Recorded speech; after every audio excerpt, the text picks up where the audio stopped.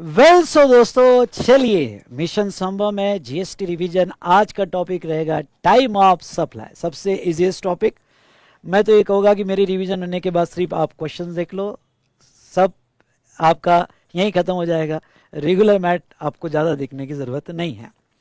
तो चलिए, time of supply ये जो हमारा आज का टॉपिक रहेगा, इसमें हम रिवीजन तो स्टार्ट करेंगे, लेकिन कुछ इन्फॉर्मेशन मैं आपको यहाँ देना चाहता हूँ। और वो क्या, वो ये इन्फॉर्मेशन कि देखो, सप्लाई टॉपिक हो गया, वैल्यू ऑफ सप्लाई का रिवीजन हमारा हो गया, आईटीसी की बहुत अच्छी रिवीजन हमने की, आरसीएम इश्यू हो गया, उसके बाद में place of supply, composition scheme, refund के दो टॉपिक, ओके, विथ अमेंडमेंट्स, और एग्जम्पशंस भी हो गया। और क्या आपने देखा नहीं एग्जम्पशन और ये टॉपिक? तो फटाफट जाके देख लो। टाइम ऑफ सप्लाई हमारा यहाँ पे खत्म हो जाएगा। और इसके बाद में एक टेस्ट पेपर इतने टॉपिक पे मैं अपलोड करूँगा। तो कहाँ मिलेगा आपको टेस्ट पेपर, उसका आंसर्स? तो आपको मिल जाएगा डिस्क्रिप्शन में, टेलीग्राम लिंक दी है, ज्वाइन जरूर कीजिएगा। तो वहाँ पे टेस्ट पेपर भी मिल जाएगा, मैं पिन करके रख दूंगा, और उसका आंसर भी मैं पिन करके रख दूंगा। तो आपको उस चैनल को ज्वाइन कीजिए, आपको मिल जाएगा। और उसके बाद में फिर जो टॉपिक्स है, ये बचे हुए टॉपिक्स हम यहाँ डिस्कस करेंगे, ठीक है। तो चलिए, यहाँ पे अगर हम बात करें तो यस, टाइम ऑफ सप्लाई का रिवीजन हमारा हो गया। अब कुछ इंपॉर्टेंट बातें जो हर सेशन में मैं बता देता हूँ कि इसका जो नोट्स है, डिस्क्रिप्शन में आपको प्लेलिस्ट, अमेंडमेंट की प्लेलिस्ट, सब कुछ अकॉर्डिंगली आपको दे दिया गया है। और एक नोट्स के लिए वन स्टॉप सॉल्यूशन लिंक दी है, जहाँ पे आपको अमेंडमेंट्स की नोट्स भी मिल जाएगी, आपको यहाँ पे चार्ट बुक की फिजिकल कॉपी भी मिल जाएगी। और हाँ, अगर आपको फिजिकल, सॉरी, चार्ट बुक की फिजिकल कॉपी नहीं, गलती से जो ई कॉपी आपको चार्ट बुक की मिल जाएगी। और चार्ट बुक की फिजिकल कॉपी अगर आपको लेना है तो आप हमारे वेबसाइट से ऑर्डर कर सकते हो, vsmartacademy.com से। तो चलिए दोस्तों, स्टार्ट करते हैं हमारा टाइप ऑफ सप्लाई। पर इसके पहले के सेशन आपने नहीं किए होंगे तो देर किस बात की, एग्जम्पशन रिफंड कर लो, अभी टाइम है, अभी कर लो। बाद में तो ये इजी इजी टॉपिक होते रहेंगे, आगे के टॉपिक। पर जितने भी टॉपिक अभी तक मैंने खत्म किए ना, तो जीएसटी का मैं आपको कह दूँ अराउंड 40 to 50 मार्क्स के टॉपिक्स मैंने ले लिए हैं, इंक्लूडिंग प्लेस ऑफ सप्लाई। फटाफट रिवाइज करो, क्वेश्चन के क्वेश्चन देखो और आगे बढ़ो। तो चलिए शुरू करते हैं हमारा रिवीजन, और that is on time of supply. Are you ready? Done? तो चलो,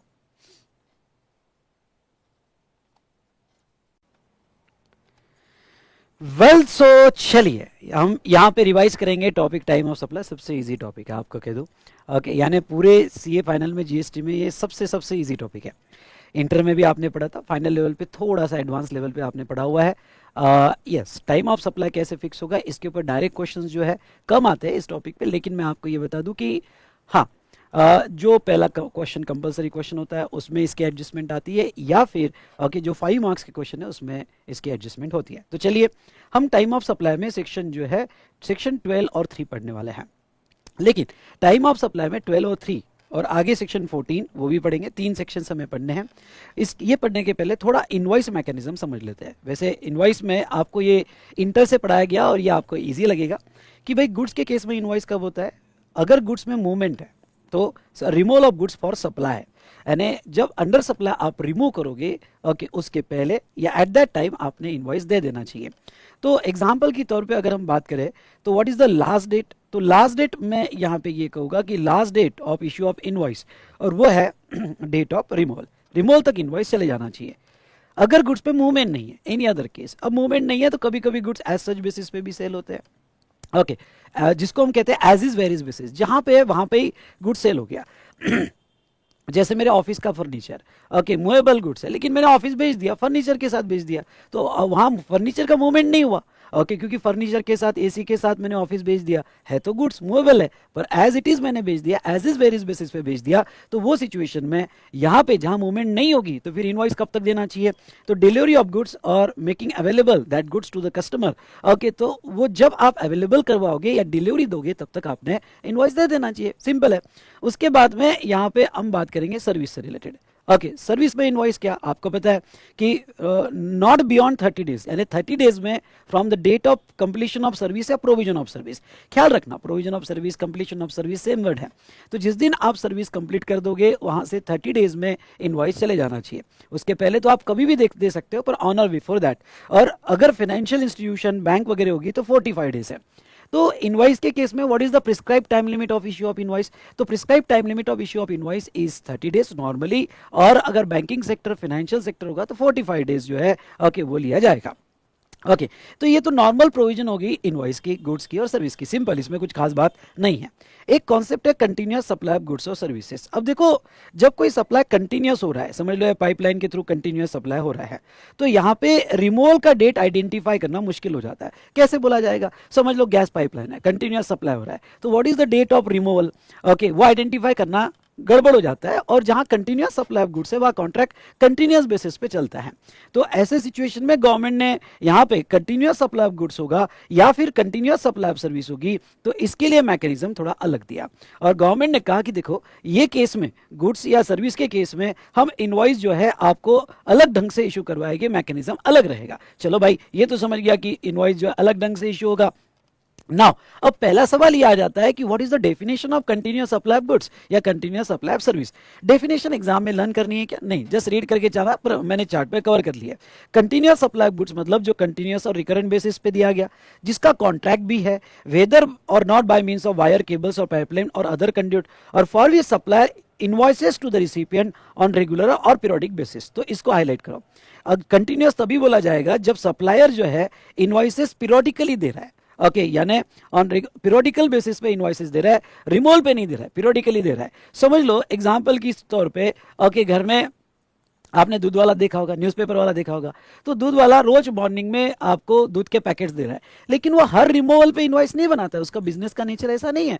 वो ओके मंथली बेसिस पे एक स्टेटमेंट बनाता है और पीरियोडिकली इनवॉइस देता है। गैस की पाइपलाइन है, पीरियोडिकली इनवॉइस देता है। तो कोई भी गुड्स का आपका कंटिन्यूअस सप्लाई, जिसमें ये वाला पॉइंट बड़ा इंपॉर्टेंट है, और वो वाला पॉइंट है कि सप्लायर जो इनवॉइसेस देने का उसका नेचर है, बिजनेस की डिमांड है, वो पीरियोडिकल है। ओके दूध वाले के केस में पीरियोडिकल डिमांड है, तो वो सिचुएशन में कंटिन्यूअस बोला जाएगा, जिसका कॉन्ट्रैक्ट है और वो कंटिन्यूअस और रिकरेंट बेसिस पे दिया जाएगा।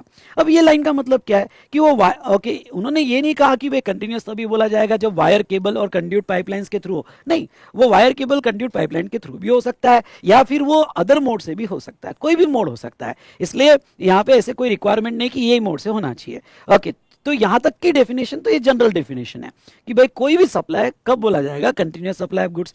आगे इंक्लूड क्या कहते हैं कि अगर गवर्नमेंट ने कुछ स्पेशल केस में नोटिफाई किया होगा कि भाई ये कंटिन्यूअस सप्लाई ऑफ गुड्स है। अब गवर्नमेंट के पास पावर रखी है कि भाई गवर्नमेंट कोई कॉन्ट्रैक्ट को बोल दे कि ये कंटिन्यूअस है, अगर गवर्नमेंट नोटिफाई कर दे तो उसको आपको कंटिन्यूअस सप्लाई ऑफ गुड्स ही लेना पड़ेगा। चलिए नाउ अब कंटिन्यूअस सप्लाई ऑफ सर्विस की बात क्या करें, तो मींस सप्लाई ऑफ सर्विस जो कंटिन्यूअस और रिकरेंट बेसिस पे, जिसका कॉन्ट्रैक्ट है स्पेसिफिकली, और जहां period exceeding 3 months with periodic payment obligation. बस बेटा ये दो लाइन में डिफरेंस है।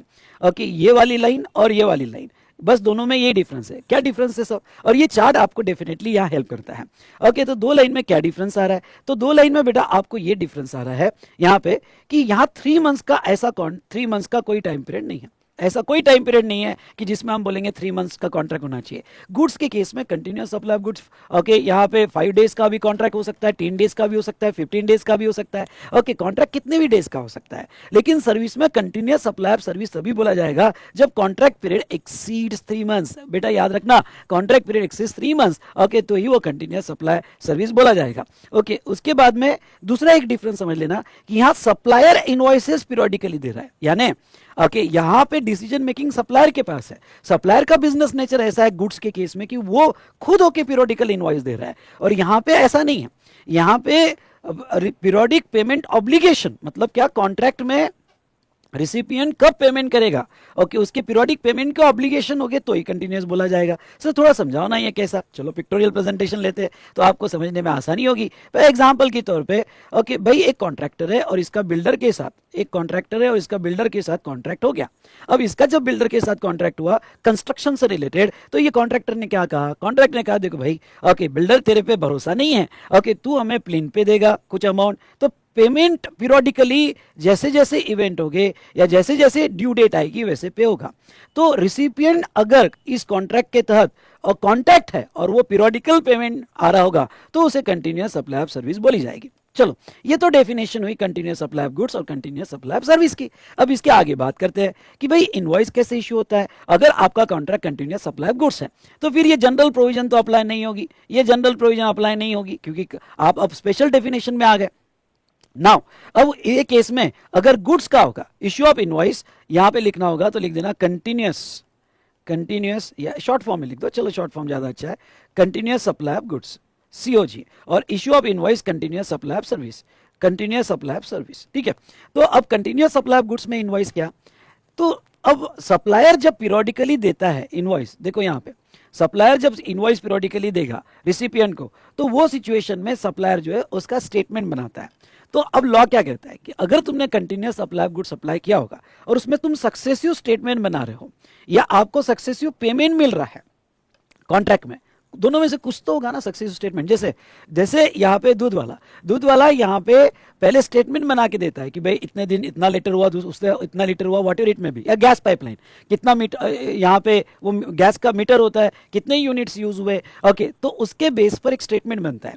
तो अगर आपके सर्विस में स्टेटमेंट बन रहा होगा या सक्सेसिव पेमेंट होगा, सक्सेसिव पेमेंट होगा, तो ऐसे केस में इनवॉइस कब देना चाहिए, तो invoice shall be issued before और at the time of such statement is issued और एज द केस में भी सच पेमेंट इज रिसीव्ड।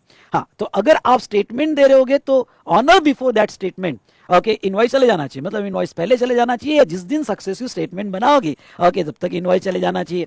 और दूसरा, अगर तुम्हारा यहाँ पे सक्सेसिव स्टेटमेंट नहीं होगा, सक्सेसिव पेमेंट होगा, ओके, तो सक्सेसिव पेमेंट होगा तो उसके पहले तो यहाँ पे एक वर्ड ऐड कर दो कि दोनों स्टेटमेंट या payment whichever is earlier, okay, whichever is earlier लिया जाएगा। डन डन डन डन, चलो भाई साहब ये तो हो गया। ये तो इनवॉइस मैकेनिज्म गुड्स का था, ये तो बहुत इजी था, ओके, आपको याद भी आ गया होगा। लेकिन सर्विस का इनवॉइस मैकेनिज्म थोड़ा समझ लो। कंटिन्यूअस सप्लाई ऑफ सर्विस में, ओके, गवर्नमेंट ने आइडेंटिफाई किए कि कंटिन्यूअस सप्लाई ऑफ सर्विस के 3 टाइप के कॉन्ट्रैक्ट हो सकते हैं। 1, ओके, ये और ये 3 टाइप के कॉन्ट्रैक्ट हो सकते हैं, गवर्नमेंट ने आइडेंटिफाई किए। तो पहला जो उन्होंने यहां पे लिया, where the due date of payment by recipient is ascertainable, okay, मतलब क्या कि समझ लो रेंट एग्रीमेंट है, तो अगर रेंट एग्रीमेंट है तो रेंट एग्रीमेंट का पीरियड जो है, रेंट एग्रीमेंट का पीरियड 3 महीने से ज्यादा है। तो रेंट एग्रीमेंट का पीरियड अगर यहाँ पे 3 महीने से ज्यादा है, ठीक है, तो कंटिन्यूअस सप्लाई ऑफ सर्विस में आ गया। अब उसमें जो है ड्यू डेट फिक्स की है कि भाई recipient, where the date of payment by recipient, तो ड्यू डेट ऑफ पेमेंट यानी रिसिपिएंट कब कब पैसा देगा, ओके, किसको, सप्लायर को, वो ड्यू डेट फिक्स है। तो सप्लायर अकॉर्डिंगली जैसी जैसी वो ड्यू डेट आएगी अकॉर्डिंगली इनवॉइस देगा, मतलब invoice shall be issued on or before the due date of payment received, okay, तो वो उसकी लास्ट डेट होगी कि भाई यस। अब थोड़ा यहां समझ लो कि अगर आपका कंटिन्यूअस सप्लाई ऑफ सर्विस है, सुनना ध्यान से, कंटिन्यूअस सप्लाई ऑफ सर्विस है और आपके कॉन्ट्रैक्ट में रेंट एग्रीमेंट है और ड्यू डेट फिक्स है कि रिसिपिएंट ये डेट को पेमेंट करेगा, क्योंकि डेफिनेशन, ये जन्म डेफिनेशन से हुआ, ओके, क्योंकि पीरियोडिक पेमेंट का ऑब्लिगेशन है। अब पीरियोडिक पेमेंट का ऑब्लिगेशन है तो वो केस में ड्यू डेट के बेस पर पीरियोडिक पेमेंट का ऑब्लिगेशन है। तो अब ऐसे केस में कब बोला जाएगा कि इनवॉइस विद इन टाइम, तो invoice issued within time बोला जाएगा जब सप्लायर जो ड्यू डेट होगी, ड्यू डेट के पहले या ड्यू डेट तक, ओके, यहां पे ड्यू डेट ऑफ पेमेंट तक इनवॉइस दे देगा। अब देखो, इससे कोई कंसर्न नहीं है कि रिसिपिएंट पे कर रहा है नहीं कर रहा है, ओके, लीव इट, उससे कोई कंसर्न नहीं है। ड्यू डेट क्या है, ओके, वो ड्यू डेट कंसीडर की जाएगी, ओके, और अकॉर्डिंगली इनवॉइस इश्यू होगा। उसके बाद में where due date of payment of by the recipient is not ascertainable, समझ लो मैं क्लास ले रहा हूँ, 8 मंथ्स का मेरा क्लास है और मैंने स्टूडेंट को बोला कि आप 3 इंस्टॉलमेंट में दे सकते हो, तो मैंने सप्लायर ने अलाउ किया कि आप पीरियोडिकल पेमेंट में कर सकते हो और कॉन्ट्रैक्ट 3 महीने से ज्यादा है। अगर कॉन्ट्रैक्ट 3 मंथ से ज्यादा है तो ऐसे केस में कंटिन्यूअस सप्लाई ऑफ सर्विस होगी। अब कंटिन्यूअस सप्लाई ऑफ सर्विस होगी लेकिन इसमें मैंने डेट नहीं दी है, स्टूडेंट पे मैंने ये ट्रस्ट किया है कि आप पहली इंस्टॉलमेंट क्लास के पहले दे देना और उसके बाद में 2 इंस्टॉलमेंट आपके हिसाब से दे देना, ओके, पर उसमें कोई ड्यू डेट फिक्स नहीं है। अब जब कोई ड्यू डेट फिक्स नहीं होती है ना बेटा, ओके, तो वो सिचुएशन में फिर वो इनवॉइस कब देना, तो invoice shall be issued on और before the receipt of payment by the supplier. फिर जिस दिन मुझे स्टूडेंट से पैसा आया उसके पहले या उस दिन मैंने इनवॉइस देना चाहिए, वो कहा जाएगा कि invoice issued within time, invoice issued within time. और थर्ड केस, तो third case where payment is linked to the completion of event, like अब वो एग्जांपल, यहां पे पेमेंट ड्यू डेट वाइज नहीं है, कॉन्ट्रैक्टर को जो पेमेंट मिल रहा है इवेंट पे मिल रहा है, प्लेन का इवेंट खत्म हुआ, फर्स्ट फ्लोर का इवेंट खत्म हुआ, सेकंड फ्लोर का इवेंट खत्म हुआ, थर्ड फ्लोर का इवेंट खत्म हुआ। तो अगर आपका है तो कंटिन्यूअस सप्लाई ऑफ सर्विस, लेकिन पीरियोडिकल पेमेंट का बेस क्या है, क्या ड्यू डेट है, नहीं, ओके, क्या ड्यू डेट नॉट, नहीं, इवेंट पर है, जैसे जैसे इवेंट कंप्लीट होके मुझे पैसा लगेगा तो गवर्नमेंट कहती है ठीक है। अगर पीरियोडिकल पेमेंट का बेस आपका इवेंट है तो invoice shall be issued on और before the completion of event, यानी पहला इनवॉइस प्लेन तक इशू हो जाना चाहिए, प्लेन बनने के पहले इशू हो जाना चाहिए। दूसरा invoice first floor, second floor, third floor and fourth floor तक इशू हो जाना चाहिए। Done done done done. तो ये जो है यहाँ पे इवेंट वाइज इनवॉइस जाएंगे। भाई साहब ये हमने इनवॉइस के कॉन्सेप्ट 5 मिनट में समझ लिए। अब आ जाते हैं टाइम ऑफ सप्लाई पे, क्योंकि टाइम ऑफ सप्लाई आपका जो है ना बेटा, ओके, वो टाइम ऑफ सप्लाई आपके इनवॉइस के बेसिस पर है। तो अब देखो हम दोनों एक साथ पढ़ेंगे, कंफ्यूजन नहीं होगा आपको, ओके, अगर आप ध्यान दोगे तो। Okay, time of supply of goods और time of supply of services. Okay, अब देखो गुड्स का टाइम ऑफ सप्लाई सबसे इजी भाई साहब। ओके, गुड्स का टाइम ऑफ सप्लाई क्या, तो पहले हम देखेंगे फॉरवर्ड चार्ज, क्योंकि मैक्सिमम लायबिलिटी आपकी फॉरवर्ड चार्ज में ही आती है। तो जब भी supplier under forward charge okay tax देने वाला है, तो वो उसका टीओएस कब, वो गवर्नमेंट को उसकी लायबिलिटी कब आएगी, और जो मंथ में उसका टीओएस आएगा, टाइम ऑफ सप्लाई आएगा, उस मंथ के ड्यू डेट में वो गवर्नमेंट को पे करेगा। तो बहुत ही सिंपल, क्या कहते हैं, earlier of date of issue of invoice या last date of issue of invoice, बात खत्म। ओके, यानी विच एवर इज अर्लियर, बस खत्म। मतलब क्या हुआ, मतलब ये हुआ कि जिस दिन इनवॉइस इश्यू होगा या जिस दिन उसकी last date of issue of invoice होगी, वो दिया जाएगा। What is the last date, अगर हम ये चले तो लास्ट डेट ऑफ इनवॉइस अगर मूवमेंट होगी तो रिमूवल या डिलीवरी। तो इन शॉर्ट आपका टीओएस कब आएगा बेटा, आपका टीओएस ऐसा आएगा कि अगर समझ लो यहाँ पे रिमूवल हुआ आर में रिमूवल कहता हूं, इनवॉइस उसके पहले दिया तो टीओएस तब, इनवॉइस रिमूवल पे दिया तो टीओएस तब। ओके, क्योंकि लास्ट डेट रिमूवल। ओके, अगर इनवॉइस इसके बाद में दिया तो गवर्नमेंट कहती है नहीं, okay, whichever is earlier आपका क्या आएगा, रिमूवल, तो रिमूवल आपकी लास्ट डेट मानी जाएगी। और रिमूवल अगर आपकी लास्ट डेट मानी जा रही है, ओके, रिमूवल आपकी लास्ट डेट मानी जा रही है, तो तब आपका टीओएस आ जाएगा और उस मंथ के ड्यू डेट में आपको टैक्स देना पड़ेगा। ओके, चलिए, बस सिंपल। और तो एक गुड्स के केस में ना ज्यादा सोचना ही नहीं, इनवॉइस या लास्ट डेट ऑफ इनवॉइस बात को खत्म कर देना, वो टीएस का डेट होगा। एक नोटिफिकेशन है, और नोटिफिकेशन 66/2017, और ये क्या कहता है, ये कहता है TOS of goods is not on the date of receipt. Okay, यानी एक नोटिफिकेशन 66/2017 कहता है कि फॉरवर्ड चार्ज में रिसिप्ट बेसिस पे टीओएस नहीं आएगा। सुनो, फॉरवर्ड चार्ज में रिसिप्ट बेसिस पे टीओएस नहीं आएगा। ये समझ में आएगा आपको, डन डना डन डन, ये समझे क्या। चलो, उसके बाद में फॉरवर्ड चार्ज में रिसिप्ट बेसिस पे नहीं आएगा, ये हमने देखा। यहां पे ये अंडरलाइन करना, और वो क्या, एक्सेप्ट स्पेसिफाइड एक्शनेबल क्लेम। अब ये स्पेसिफाइड एक्शनेबल क्लेम के बारे में थोड़ा हम बाद में डिस्कस करेंगे। ओके, बस इतना समझ लो कि रिसिप्ट बेसिस पे टीओएस नहीं आता है गुड्स के केस में, लेकिन वो स्पेसिफाइड एक्शनेबल क्लेम होगा तो वो आ जाएगा। तो ये तो था गुड्स का टीओएस, बहुत ही सिंपल, इसमें कुछ स्पेशल नहीं था। अब सर्विस का लेते हैं, टाइम ऑफ सप्लाई सर्विस में। अब देखो क्राइटेरिया क्या है, if invoice is issued within time, दोनों में फर्क क्या है। गुड्स के केस में आपको कुछ नहीं देखना है, इनवॉइस या last date of invoice whichever is earlier, बस इतना ले लो। यहां पे लास्ट डेट क्राइटेरिया यूज किया है, और यहां पे, और ये चार्ट में सच में आपको बहुत इजी जाएगा। ओके, कंपैरिजन टेबल ही यहां पे दिया तो रियली बहुत इजी जाएगा। अब सर्विस के केस में लास्ट डेट नहीं है, वहां पे क्राइटेरिया यूज किया है if invoice is issued within time and not within time. Okay, invoice within time है या नॉट विद इन टाइम है। अब देखो यहां पे, ओके, इनवॉइस अगर विद इन टाइम है तो डेट ऑफ इनवॉइस और date of receipt whichever is earlier. Okay, date of invoice और date of receipt whichever is earlier. अब देखो मैंने नीचे डिफाइन किया, रिसिप्ट की 2 डेट हो सकती है। मैंने कहा पेमेंट रिसीव्ड की दो date, date of book entry और credited to bank whichever is earlier. तो ऐसे केस में जहां पे भी वर्ड रिसिप्ट आएगा, तो आपको हो सकता है एग्जाम में इसके 2 क्राइटेरिया दिए होंगे, बुक एंट्री दी होगी, ओके, बुक एंट्री दी होगी, या फिर क्रेडिटेड टू बैंक दिया होगा। अगर क्रेडिटेड टू बैंक दिया होगा तो आपको फिर 3 डेट लेना पड़ेगा, कुछ नहीं करना है, आपको इनवॉइस की डेट लेना है और रिसिप्ट की 2 डेट लेना है, अगर 2 डेट्स दी होगी, और तीनों में से विच एवर इज अर्लियर आपको लेना है।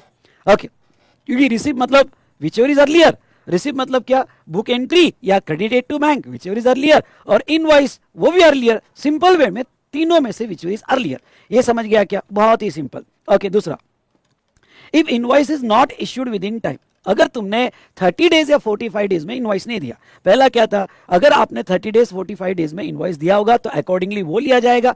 अगर तुमने 30 और 45 डेज में इनवॉइस नहीं दिया होगा, ओके, नॉर्मली जो हमने यहाँ पे देखा कि आपने दे देना चाहिए, और नहीं दिया होगा 30-45 डेज में, तो फिर थोड़ा डेंजर है। डेट ऑफ कंप्लीशन और रिसिप्ट की 2 डेट्स जो मैंने आपको बताई थी, वो तीनों में से, okay, whichever is earlier. Okay, तो ये दोनों में से अर्लियर, ओके, और ये तो तीनों में से अर्लियर, डेट ऑफ कंप्लीशन और रिसिप्ट विच इज अर्लियर। अब ये वाला पॉइंट थोड़ा समझ लो, मैं ये आपको समझाना चाहता हूं। क्या होता है, for the month of April, okay, हम लेते हैं यहाँ पे अप्रैल, ठीक है, ले लिया हमने अप्रैल। अप्रैल में मैंने कंप्लीशन किया 20 अप्रैल को, ठीक है बेटा, ओके 20 अप्रैल को मैंने कंप्लीशन किया, ठीक है। अब ये जो 20 अप्रैल को मैंने कंप्लीशन किया, जस्ट मिनट, हाँ 20 अप्रैल को मैंने कंप्लीट किया। अब देखो क्या हुआ यहाँ पे,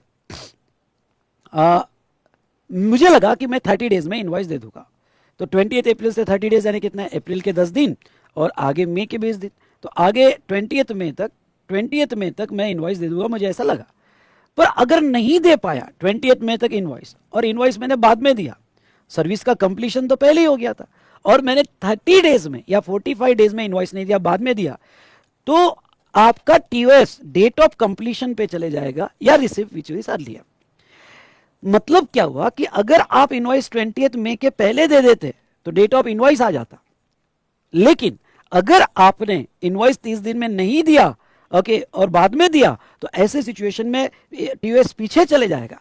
पीछे चले गया तो आपकी ड्यू डेट ऑफ पेमेंट भी अकॉर्डिंगली शिफ्ट हो जाएगी पीछे, और फिर क्या हो जाएगा कि आप तो लेट हो गए तो फिर इंटरेस्ट लायबिलिटी आ सकती है आपके ऊपर, ओके। क्यों? क्योंकि अप्रैल का टीओएस गया तो अप्रैल की ड्यू डेट आ गई। अब अप्रैल की ड्यू डेट 20 में है, और 20 मई के बाद अगर आपने इनवॉइस दिया होगा तो क्या हो जाएगा कि जो टैक्स तुमने 20 मई तक देना चाहिए था उसका इंटरेस्ट भी लग जाएगा, और इंटरेस्ट यहाँ पे 18% पर एनम से लग जाएगा अगर डिले हो गया तो ये ख्याल रहे, ये डेंजरस प्रोविजन है, डेट ऑफ कंप्लीशन और receipt whichever is earlier पे ये लेके जाता है ना। ये तो हुआ क्लॉज ए, ये हुआ क्लॉज बी, ओके। अब यहाँ पे थर्ड वन क्या कहता है, if TOS can not be determine as per clause A और क्लॉज बी, तो date when recipient shows the receipt of service in his books of account, okay, date when recipient shows the receipt of service in his books of account. ये वाला problem मैं थोड़ा आपको बहुत अच्छे से समझा देता हूँ, ये थर्ड वाला क्लॉज समझ लो। अब ये थर्ड वाला क्लॉज क्या है बेटा, यहाँ पे let's take example V Smart, okay, और ये जो वी स्मार्ट है यहाँ पे सर्विस किसकी ले रहा है, वी स्मार्ट सर्विस ले रहा है यहाँ पे, वी स्मार्ट सर्विस ले रहा है जय सर की, ओके, जय सर की क्या सर्विस ले रहा है कि भाई वी स्मार्ट में जय सर के क्लासेस हो रहे हैं, ओके, फेस टू फेस, और यहाँ पे ऑनलाइन क्लासेस हो रहे हैं, ठीक है। तो वी स्मार्ट जय सर पे इनवॉइस इशू करता है, ओके, और सर्विस है ना, वी स्मार्ट जहां तक देखा जाए, सॉरी, जय सर वी स्मार्ट पे इनवॉइस इशू करते हैं, तो ऐसे केस में सर्विस प्रोवाइड कर रहे हैं जय सर टू वी स्मार्ट, और वी स्मार्ट यहां पे स्टूडेंट को सर्विस दे रहा है, वी स्मार्ट स्टूडेंट को सर्विस दे रहा है। चलो ये वी स्मार्ट आगे क्या कर रहा है, फिलहाल ये पिक्चर से हटा देते हैं, ये पिक्चर से, ये हमारा डिस्कशन का पॉइंट नहीं है, okay. Jai sir V smart को सर्विस दे रहे हैं, तो who is the supplier of service, supplier of service अगर हम ले तो यहाँ पे जय सर, और who is the recipient of service, तो recipient of service V smart, ठीक है, recipient of service V smart. Then यहां तक क्लियर आपको। चलो अब मैं थोड़ा आगे आपको समझा देता हूं। अब देखो ये जो सप्लायर है, इनका बैच जो चालू हुआ अभी भाई, ओके, इंटर का बैच चालू हुआ, फेब में रिजल्ट आया, मार्च में बैच चालू हुआ, या मिड ऑफ फेब से बैच चालू हुआ। अब बैच चालू हुआ तो यहाँ पे जयसर का बैच खत्म होने वाला है, ओके, यहाँ अप्रैल में यानी नेक्स्ट ईयर में, लेकिन 31 मार्च आ गया, और 31 मार्च को मैंने जयसर को कहा कि सर आपका 1.5 महीने का बैच हुआ है, प्रोपोर्शनेट इनवॉइस दे दो। अब अज्यूम दैट, ओके, जयसर का प्रोपोर्शनेट 1.5 महीने का जो सर्विस हुआ एक्चुअल बेसिस पे अगर हम ले तो उनका प्रोपोर्शनेट यहां पे हो जाता है, ओके, 10 लाख रुपीस। अज्यूम करो कि 10 लाख रुपीस यहां पे उनका प्रोपोर्शनेट हो जाता है। अब ये जो प्रोपोर्शनेट 10 लाख रुपीस हो गया, तो जयसर ना इसका वो कह रहे कि सर ये साल मत लो, आप एक काम करो सर नेक्स्ट ईयर में ये डाल दो, ये साल मैं बिल नहीं दूंगा। क्यों? क्योंकि जयसर ने अगर इनवॉइस दिया, सुनना, जयसर ने इनवॉइस दिया तो उनका इनकम बढ़ जाएगा, और उनका इनकम बढ़ गया तो उनका इनकम टैक्स बढ़ जाएगा, इसलिए वो इस बार का इनकम टैक्स बहुत अच्छा खासा पे कर रहे हैं, तो वो कह रहे हैं कि नहीं मैं नेक्स्ट ईयर में लूंगा। लेकिन वी स्मार्ट पेमेंट करना चाहता है इसी ईयर में 31 मार्च पे। क्यों? क्योंकि मैं जयसर को कह रहा नहीं यार ले लेने तू, और तेरा जो प्रोपोर्शनेट ले ले। क्यों? क्योंकि अगर मैं एज अ फैकल्टी पेमेंट इसी साल में बता दूं तो दोस्तों क्या हो जाएगा, तो यहाँ पे मुझे एक्सपेंसेस का डिडक्शन मिल जाएगा और मेरा प्रॉफिट कम हो जाएगा, तो अकॉर्डिंगली इनकम टैक्स भी कम लगेगा ये साल का, ठीक है। तो नहीं, मैं कह रहा हूँ जय लेना पड़ेगा। जय ने, अब देखो जय ने लिया ही नहीं। अब जय क्या हुआ कि जय ने मुझे इनवॉइस दिया नहीं। अच्छा, जय को पेमेंट मैंने किया, जय ने रिसीव भी नहीं लिया, ओके, जय को रिसीव भी नहीं हुआ, ठीक है। और थर्ड, जहां तक देखा जाए तो सर्विस कंप्लीट भी नहीं हुई। अब तीनों अगर कंप्लीट कहां हुई, क्योंकि बैच ही कंप्लीट नहीं हुई, तो तीनों इवेंट नहीं हुए। अगर तीनों इवेंट नहीं हुए तो ए और बी फेल हो जाते हैं, क्योंकि ए और बी फॉलो करने के लिए इनवॉइस, रिसिप्ट या कंप्लीशन, तीनों में से कुछ तो चाहिए, तो फिर फिक्स हो जाता है। ओके क्योंकि देखो इनवॉइस, रिसिप्ट, कंप्लीशन, रिसिप्ट मतलब तीन इवेंट है, इनवॉइस, रिसिप्ट और कंप्लीशन। अब तीनों में से कोई इवेंट ही नहीं हो रहा है, सॉरी ओके तीनों में से कोई इवेंट ही नहीं हो रहा है, लेकिन मैंने 31 मार्च को अपने बुक्स ऑफ अकाउंट में उसका प्रोविजन कर दिया। भाई जय तू ले ना ले, मैं अपने बुक्स में प्रोविजन कर रहा हूं, और उतना फैकल्टी पेमेंट में डेबिट कर दिया और प्रोविजन 10 लाख का कर दिया। तो अब गवर्नमेंट क्या कहती है देखो, कि अगर सप्लायर ने यानी जय सर ने इनवॉइस भी नहीं दिया, हाँ नहीं दिया इनवॉइस, पेमेंट भी रिसीव नहीं किया, नहीं किया, और कंप्लीट भी नहीं किया, हाँ नहीं किया, आगे तीनों भी नहीं हुए, लेकिन अगर रिसिपिएंट ने उसके बुक्स ऑफ अकाउंट में सर्विस रिसीव्ड बता दिया, प्रोविजन कर दिया मतलब सर्विस रिसीव्ड बता दिया, ओके सर्विस रिसीव्ड बता दिया, तो रिसिपिएंट ने बुक्स ऑफ अकाउंट में अगर इसको सर्विस रिसीव्ड बता दिया तो सप्लायर का टीओएस आ जाएगा। सुनो मेरी बात, सप्लायर का टीओएस आ जाएगा। हाँ इसके इंपैक्ट इसके ऊपर हो जाएंगे, और सप्लायर का टीओएस कब आ जाएगा, जब रिसिपिएंट ने 31 मार्च को इसकी प्रोविजन कर दी, तो सप्लायर की लायबिलिटी आ जाएगी और सप्लायर को अकॉर्डिंगली टैक्स देना पड़ेगा, और सप्लायर ने अगर ड्यू डेट को टैक्स नहीं दिया तो इंटरेस्ट लग जाएगा भाई साहब, ओके इंटरेस्ट लग जाएगा, ओके समझे क्या, ओके समझे क्या। तो ऐसे सिचुएशन में जहां तक देखा जाए तो if TOS can not be determined as per clause A और B, then date when recipient shows the receipt of service in his books of account, accordingly TOS आ जाएगा। डन। ये हुआ बेटा regarding to forward charge. Okay yes और no? अरे ये समझा कि नहीं समझा, बोलो। चलो अब आ जाओ आप सेकेंड पार्ट पे, और सेकेंड वाला कौन सा, यहां पे जस्ट ए मिनट क्या हुआ भाई, ये एक मिनट, ठीक है।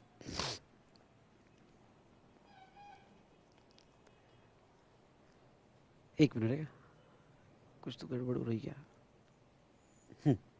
अब आ जाओ आप रिवर्स चार्ज में, यस रिवर्स चार्ज में आ जाओ। और रिवर्स चार्ज में टीओएस कैसे फिक्स होते हैं, जब आप इनवर्ट सप्लाई पे रिवर्स चार्ज में देते हो, तो गुड्स के लिए भाई साहब ये रट्टा मार लेना, लॉजिकली मैं बताऊंगा पर ये डेट याद रख लेना कौन कौन सी। तो अगर रिवर्स चार्ज में यहाँ पे गुड्स की लायबिलिटी आ रही है, कैश्यू नट्स, कुछ याद आया, cashew nuts, raw cotton, agriculture इससे खरीदा, बीड़ी रैपर ल्यूज, और अभी वो मेटल स्क्रैप वाला अनरजिस्टर्ड टू रजिस्टर्ड। तो अगर आपने कोई गुड्स खरीदा जिसका रिवर्स चार्ज आ रहा है, तो ऐसे केस में टीओएस कब आएगा, रिसिपिएंट कब कौन से मंथ में लायबल होगा, तो रिसिपिएंट लायबल होगा देखो date of receipt of goods और डेट ऑफ पेमेंट और 31st day from supplier's invoice whichever is earlier. मतलब और डेट ऑफ पेमेंट में दो डेट आ सकती है, एक तो क्या कौन सी दो डेट्स आएगी यहां पे, एक होगा बुक एंट्री कब की, पेमेंट की, या डेबिटेड टू बैंक, ध्यान से सुनना, डेबिटेड टू बैंक, बैंक को कब डेबिट हुआ। ओके सर ये डेबिट कैसे, क्रेडिटेड चाहिए ना, नहीं, रिवर्स चार्ज में हम पेमेंट करेंगे ना, पेमेंट वाउचर बनाएंगे ना। ओके तो डेबिटेड टू बैंक और book entry which is earlier, मतलब आपको एक डेट, ये दूसरी डेट, ये तीसरी डेट, और 31st day from supplier's invoice which is earlier. तो देखो आपको बिल्कुल कंफ्यूज नहीं होना है, रिवर्स चार्ज में इनवॉइस बेसिस पे रिवर्स चार्ज में टीओएस है ही नहीं, सप्लायर के इनवॉइस से 31st डे का है, तो ये चारों में से ओके विच इज अर्लियर आता है। अगर पेमेंट की दो डेट्स दी होगी तो 4, पेमेंट की एक ही डेट दी होगी तो फिर 3। तो डेट ऑफ रिसिप्ट कुछ नहीं करना, ये यहां पढ़ के जाना और ज्यादा कंफ्यूज मत होना। एग्जाम में लिखना date of receipt of goods, date of payment, दो डेट होगी तो दो डेट, और 31st day from supplier's invoice, इसमें से विच एवर इज अर्लियर वो उसका आपका टीओएस होगा। नाउ अब सर्विस के केस में क्या है बेटा, सर्विस के केस में आपको बता दूं, सर्विस में 13.3 टीओएस इज ऑन, हाँ थोड़ा ये समझ लो, सर्विस में 13.3 लग जाएगा। और 13.3 क्या कहता है, 13.3 कहता है TOS is on date of payment और 61th day from supplier's invoice whichever is earlier. Okay अब यहां एक थोड़ी सी अमेंडमेंट हुई है, पर ये अमेंडमेंट मे को अप्लीकेबल नहीं होगी। ओके सेल्फ इनवॉइस वाली में अमेंडमेंट मे को अप्लीकेबल नहीं होगी, वो नवंबर और ऑनवर्ड्स अप्लीकेबल होगी, तो अकॉर्डिंगली वो अमेंडमेंट्स मैं अलग से बता दूंगा, ठीक है। ओके जब नवंबर अटेम्प्ट के लिए रिकॉर्ड करूंगा, अभी तो ये जो है वीडियो आप मे के लिए यूज कर सकते हो, और अगर कोई नवंबर अटेम्प्ट वाला इसको देख रहा होगा, जस्ट मिनट, अगर कोई नवंबर अटेम्प्ट वाला देख रहा होगा तो उतनी अमेंडमेंट्स बाद में देख लेना, ठीक है। तो अब ऐसे सिचुएशन में यहां पे डेट ऑफ पेमेंट, पेमेंट की दो डेट्स हो सकती है, बुक एंट्री या debited to bank, okay whichever is earlier, और 61th day from supplier's invoice, तो इसमें से अर्लियर लेना पड़ेगा। तो यहां पे गुड्स और सर्विस में क्या डिफरेंस है, बोलो क्या डिफरेंस है। गुड्स के केस में 3 क्राइटेरियाज है, सर्विस के केस में 2 ही क्राइटेरिया है। ओके, वहां date of receipt of service नहीं आएगा। सर्विस के केस में डेट ऑफ पेमेंट या 61th day from supplier's invoice which is earlier. अब देखो दोनों में एक नोट दिया जो यहां पे मैं बताऊंगा, if ABC is not possible then date of entry in the books of account of recipient, और if A and B not possible then date of entry in the books of account of recipient. मतलब क्या, बहुत सी बार क्या होता है, जैसे एक contract में आपको बताता हूं, एक मिनट, एक कॉन्ट्रैक्ट में आपको बताता हूं, जैसे सप्लायर है और सप्लायर अनरजिस्टर्ड पर्सन है URP, और रिसिपिएंट रजिस्टर्ड पर्सन है, और ये मेटल स्क्रैप सप्लाई कर रहा है। क्या सप्लाई कर रहा है? मेटल स्क्रैप सप्लाई कर रहा है। ठीक है, अब ये जो मेटल स्क्रैप यहां पे सप्लाई कर रहा है, समझ गया आप? तो ये मेटल स्क्रैप में, हाँ, ये मेटल स्क्रैप में रजिस्टर्ड पर्सन पे RCM आता है, रिवर चार्ज में टैक्स आता है। तो अब लॉ क्या कहता है, इसका TOS कब आएगा, कौन से मंथ में RCM में टैक्स देगा भाई, कौन से मंथ में देगा? तो अगर गुड्स है तो date of receipt of goods, दूसरा यहां पे date of receipt of goods, या दूसरा डेट ऑफ पेमेंट, या फिर थर्ड कौन सा, 31 डे, क्योंकि गुड्स है, सप्लाई ऑफ गुड्स है, 31 day from supplier's invoice which is earlier. लेकिन क्या हुआ कि भाई इन दोनों का कॉन्ट्रैक्ट हुआ कि मैं गुड्स खरीदूंगा, कॉन्ट्रैक्ट डन, पर गुड्स रिसीव, क्या गुड्स रिसीव हुआ? नहीं। पेमेंट हुआ? नहीं। ओके, पेमेंट भी नहीं हुआ। थर्ड, यहां पे क्या सप्लायर ने इनवॉइस दिया? क्या अगर सप्लायर ने इनवॉइस दिया तो ओके, वहां से 31st डे नहीं, तीनों भी नहीं हुआ। अरे भाई ओके, यहां पे तीनों भी नहीं हुआ, रिसीव भी नहीं हुआ, पेमेंट भी नहीं हुआ, और सप्लायर ने इनवॉइस भी नहीं दिया। ओ भाई साहब, ओके, लेकिन कंपनी जो है अकाउंटिंग स्टैंडर्ड और अकाउंटिंग पॉलिसी फॉलो कर रही है, इसलिए कंपनी ने कुछ भी नहीं हुआ, लेकिन कॉन्ट्रैक्ट की वजह से 31 मार्च को उसकी प्रोविजन कर दी। ओके, प्रोविजन कर दी कि भाई इतना पेमेंट इस साल का है, हमारे कॉन्ट्रैक्ट हो गए थे। तो अब लॉ क्या कहता है, अगर रिसिपिएंट जो रिवर चार्ज में है और उसने बुक्स ऑफ अकाउंट में प्रोविजन कर दी होगी, सुनो मेरे भाइयों, अगर उसने बुक्स ऑफ अकाउंट में प्रोविजन कर दी होगी तो वो सिचुएशन में, सुना, प्रोविजन अगर कर दी होगी तो वो सिचुएशन में यहां पे अगर प्रोविजन कर दी तो उसी दिन TOS आ जाएगा। ओके, तो अब ये थोड़ा कॉन्सेप्ट को समझ लो कि लॉ क्या कहता है। लॉ ये कहता है यहां पे कि गुड्स रिसीव भी नहीं हुआ, पेमेंट भी नहीं हुआ, सप्लायर ने इनवॉइस भी नहीं दिया, लेकिन अगर बुक्स ऑफ अकाउंट में रिसिपिएंट ने एंट्री कर दी, ओके, यानी प्रोविजन कर दिया, आप लिख सकते हो प्रोविजन कर दिया इन द बुक्स ऑफ अकाउंट, तो वो TOS डेट मानी जाएगी। सर्विस में भी ऐसा है, सर्विस में भी अगर प्रोविजन कर दिया तो वो ओके, TOS की डेट मानी जाएगी। उसके बाद में now payment up to 1000 rupees in excess of invoice, okay, section 12(2) and 13(2). अब मैं थोड़ा ये कॉन्सेप्ट आपको समझा देता हूं, ठीक है? तो ये कॉन्सेप्ट के लिए अगर आप आओगे तो ये कॉन्सेप्ट क्या कहता है, देखो यहां पे समझ लो, सप्लायर है और सप्लायर है जियो, और रिसिपिएंट जो है, रिसिपिएंट यहां पे सर्विस का एग्जांपल ले रहा हूं, रिसिपिएंट तो आप, ओके, तो सप्लायर जियो, रिसिपिएंट आप। अब देखो हुआ क्या, हुआ ये बेटा कि यहां पे ओके, इन सप्लायर ने इनवॉइस दे दिया, और इनवॉइस दे दिया यहां पे 1860 रुपीज का, 1860 रुपीज का इनवॉइस दिया, इंक्लूडिंग जीएसटी इनवॉइस दे दिया, ठीक है? रिसिपिएंट ने लमसम 2000 पे कर दिए, लमसम 2000 पे कर दिए। होता है ऐसा कि ओके, समझ लो कोई टेलीफोन बिल है तो हम राउंड अप दे देते हैं, क्यों? क्योंकि सप्लायर नेक्स्ट बिल में एडजस्ट करके देता है। तो ये सप्लाई ऑफ सर्विस है। तो अगर देखा जाए तो यहां पे 2000 माइनस 1860 यानी कितना बचा, 140 एक्सेस अमाउंट मिला, एक्सेस अमाउंट रिसीव्ड जो मांगा नहीं था, okay, but excess amount received, और एक्सेस अमाउंट रिसीव्ड 140 रुपीज यहां पे मिला। डन।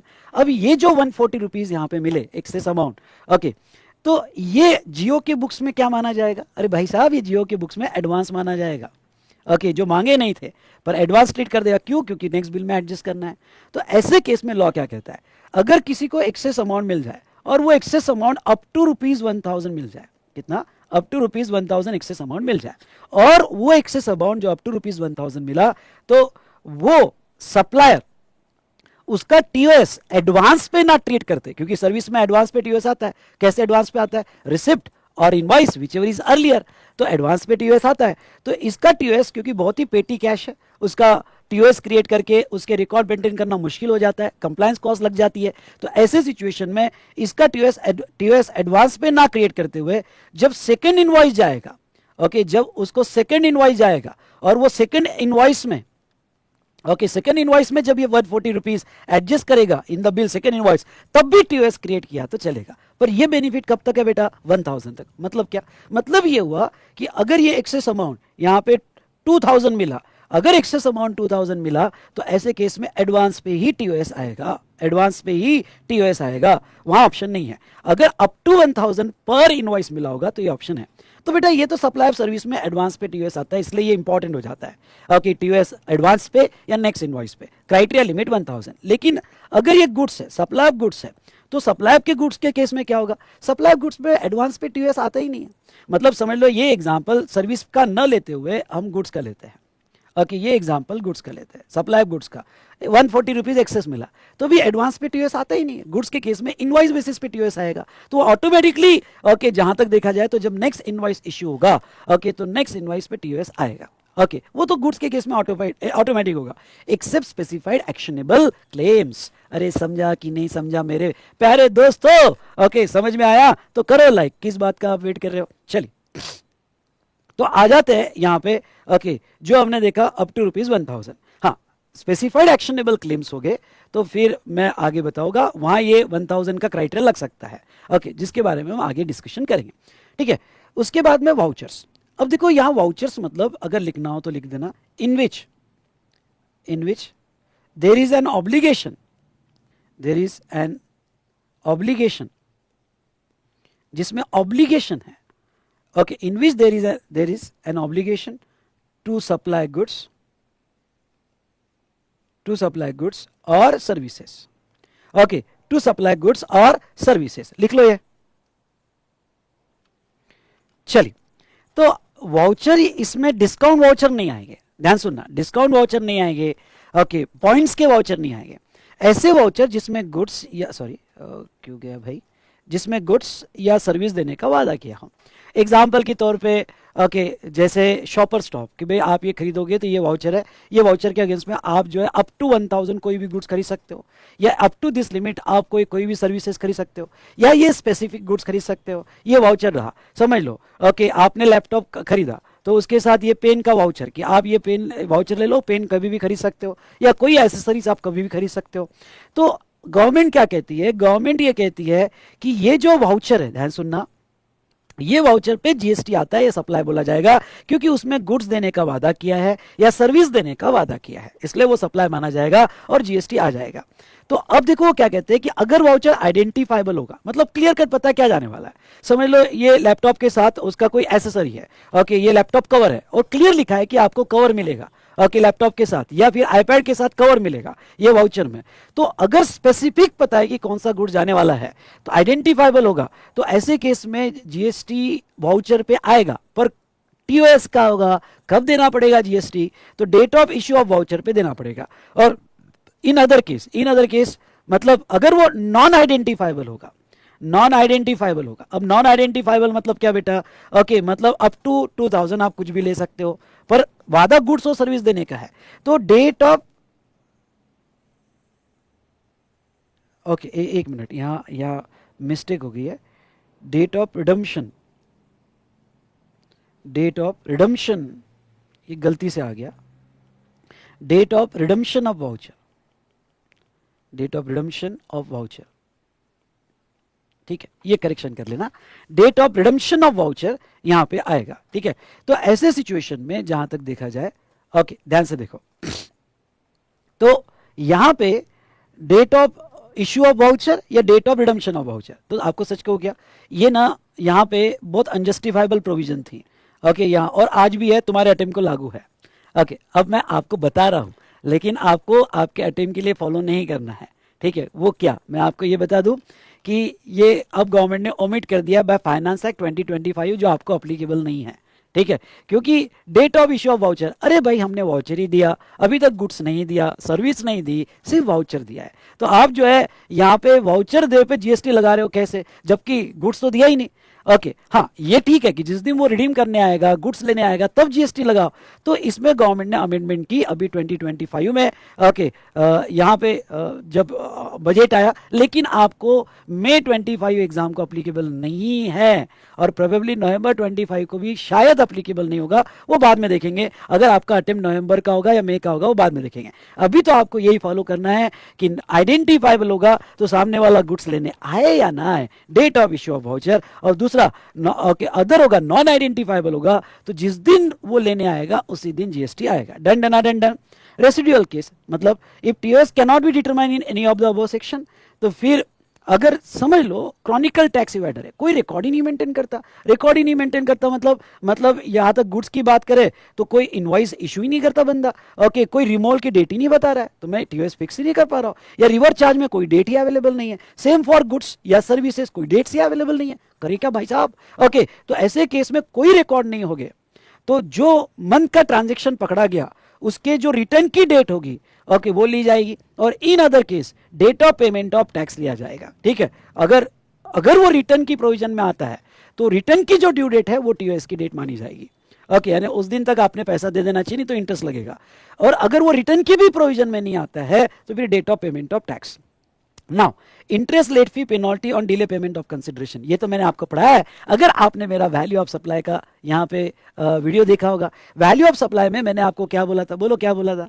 हाँ, वैल्यू ऑफ सप्लाई के केस में इंटरेस्ट और लेट फी या penalty on delay payment of consideration add होता है। और वो ऐड कब होता है, उसका जीएसटी कब आता है, ओके जब वो सच एडिशन रिसीव होगा, अंडरलाइन रिसीव होगा तब होगा। ठीक है, फिर डेट ऑफ पेमेंट और यहाँ पे आरसीएम, ये जो है बेटा, तो date of payment received, book entry या क्रेडिट टू बैंक, और डेट ऑफ पेमेंट, ये देखो ये रिसीव्ड है, और ये date of payment specially RCM में वर्ड यूज किया गया है। ओके उसका मतलब okay date of payment entered in books of account या debit to bank whichever is earlier आपको लेना पड़ेगा।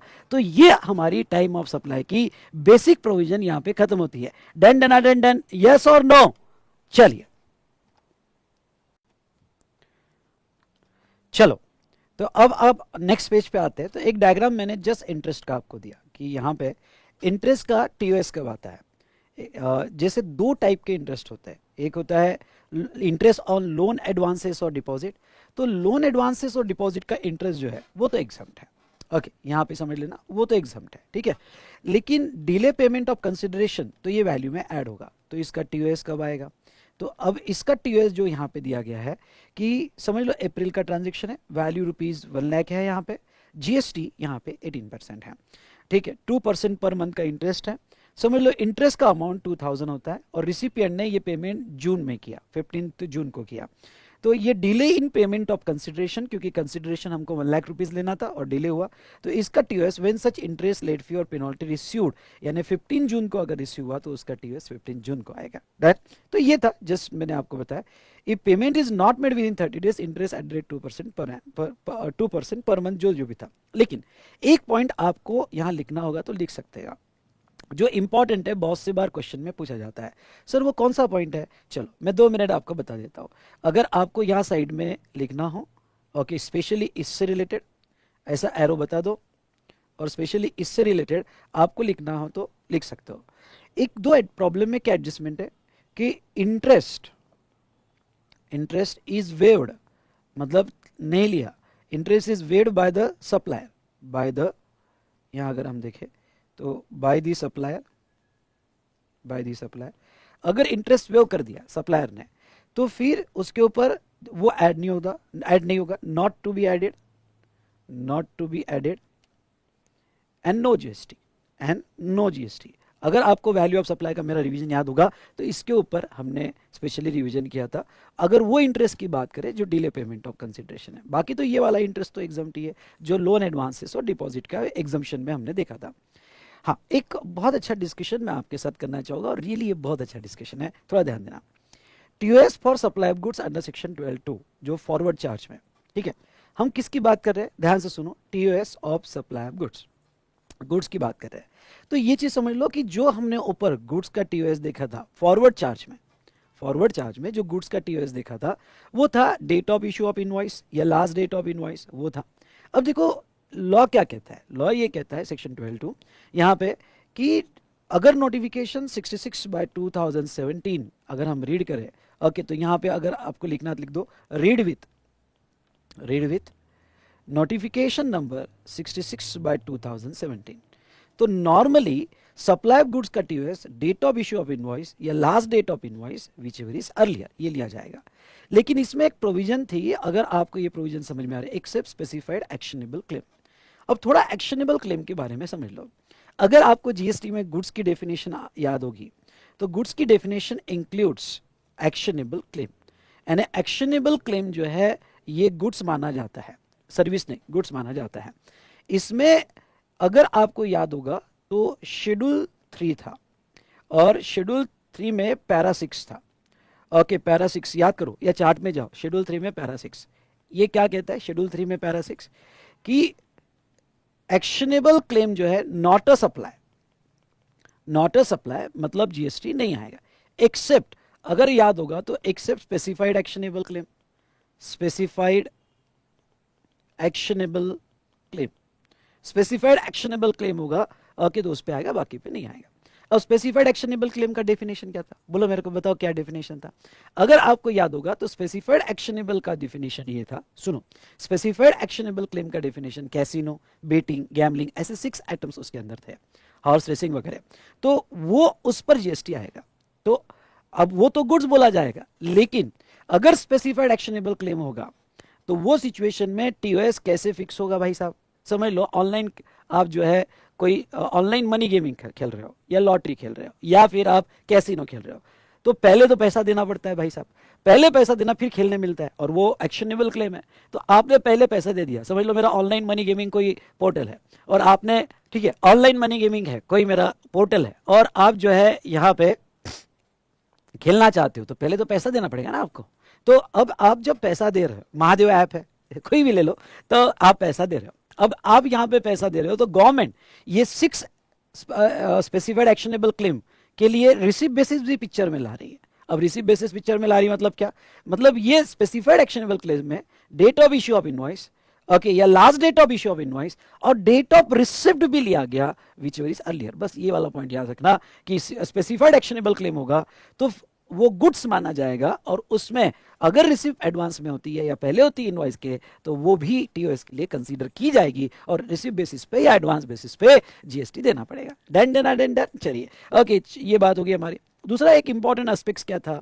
इंपॉर्टेंट ये था TOS in case of associated enterprises. अब देखो, सेक्शन 212 एसोसिएटेड एंटरप्राइजेस डिफाइन करता है, वो कहता है कि मीनिंग सेम है जो section 92A of income tax act में होगा। अब टीओएस क्या बोलता है एसोसिएटेड एंटरप्राइजेस में? अब ये स्पेशल केस याद करके जाना, एग्जाम में इसके ऊपर क्वेश्चन आ सकता है। देखो, इनके supply by associated enterprises where supplier of services located outside India, मतलब पहला कंडीशन है कि सप्लायर जो है, ओके, सप्लायर, ये प्रोविजो कब लगेगी? सप्लायर आउटसाइड इंडिया है, आउटसाइड इंडिया है। चलो भाई, ये समझ में आ गया। ओके, सप्लायर आउटसाइड इंडिया और रिसिपिएंट इंडिया में होगा, समझ लो। At the time of supply shall be date of entry in the books of account of the recipient of supply या date of payment whichever is earlier। अब example के तौर पे PQR ये सप्लायर है और ये सप्लायर इंडिया के बाहर है, XYZ ये रिसिपिएंट है और बाहर से सर्विस इंपोर्ट हो रही है। हम गुड्स की बात नहीं कर रहे हैं, हम स्पेशली बात कर रहे हैं यहाँ पे ओके सर्विसेज की, क्योंकि ये सेक्शन 13(3) का सेकंड प्रोविजो है ओके एसोसिएटेड एंटरप्राइजेस का। तो हम किसकी बात कर रहे हैं बेटा? सर्विस की बात कर रहे हैं।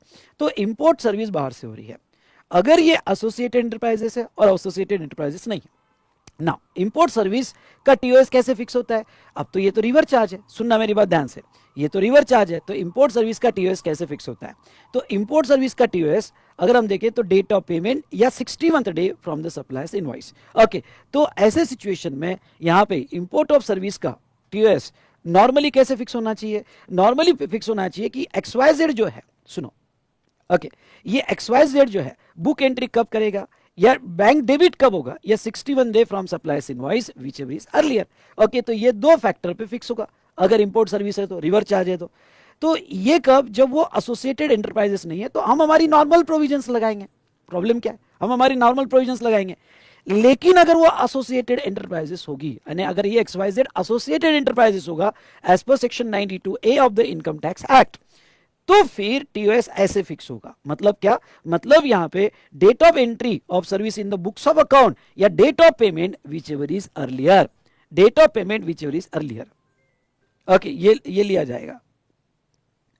ओके, तो यहां पे ठीक है, तो इन सिंपल वर्ड ओके आप नोट दे सकते हो यहां पे कि अगर एसोसिएटेड एंटरप्राइजेस होगी तो जिस दिन बुक्स में आप एंट्री करोगे कि सर्विस मिल गई, या डेट ऑफ पेमेंट में विच बुक एंट्री या debit to bank which is earlier, तो ये यहां पे इन दोनों में से जो अर्लियर होगा वो लिया जाएगा। अगर आपको नोट देना है तो नोट ऐसा दे दो ना आप, क्या the criteria in this case, यानी इन दिस केस मतलब associated enterprises, the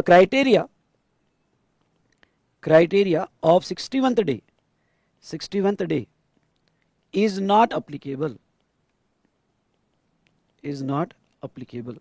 61 days okay day का क्राइटेरिया यहाँ अप्लीकेबल नहीं होगा। ठीक है, तो जिस अब बहुत सी बार एसोसिएटेड एंटरप्राइजेस है, डेट ऑफ बुक एंट्री मतलब अपने बुक्स में प्रोविजन कर रहे हैं और प्रॉफिट एंड लॉस अकाउंट को डेबिट कर रहे हैं।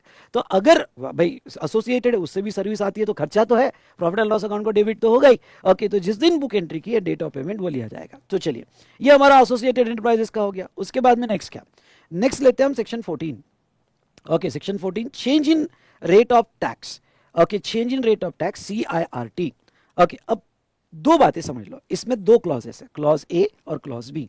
ओके, क्लॉज बी को हम बाजू में रखते हैं, क्लॉज ए को देखते हैं। अब मैं आपको ये बताता हूं कब बोला जाएगा आपका केस CIRT का है, change in rate of tax का है।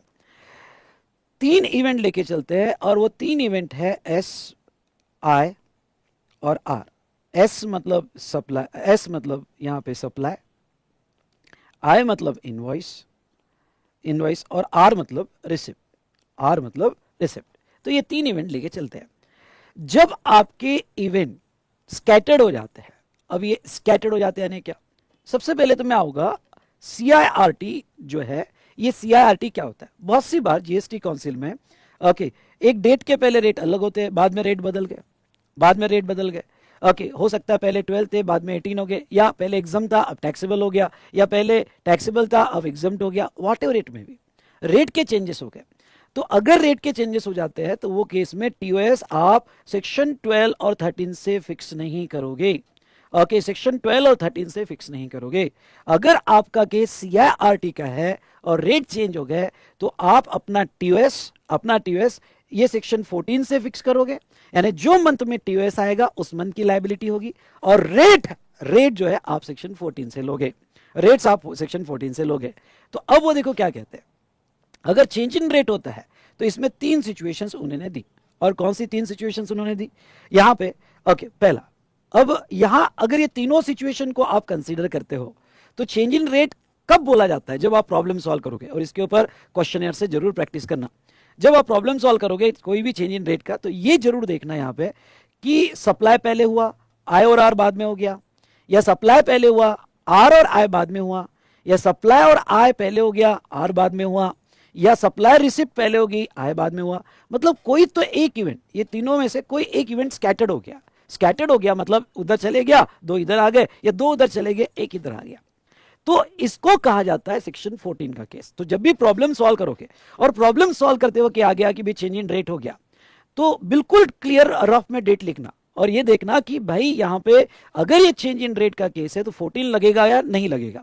जिस आपको एक एग्जांपल मैं देना चाहता हूं, एग्जांपल के तौर पे ऐसा ले लो कि भाई चेंज इन रेट जो हुआ, ओके 1 दिसंबर को गवर्नमेंट का नोटिफिकेशन आया और CIRT हो गया, चेंज इन रेट हो गया, पर आपका सप्लाई भी पहले हो गया, आपका इनवॉइस भी पहले हो गया और रिसिप्ट भी पहले हो गई। अब तीनों पहले हो गया तो फिर 14 का केस नहीं, इसका टीओएस आप डिसाइड करोगे 12 और 13 से।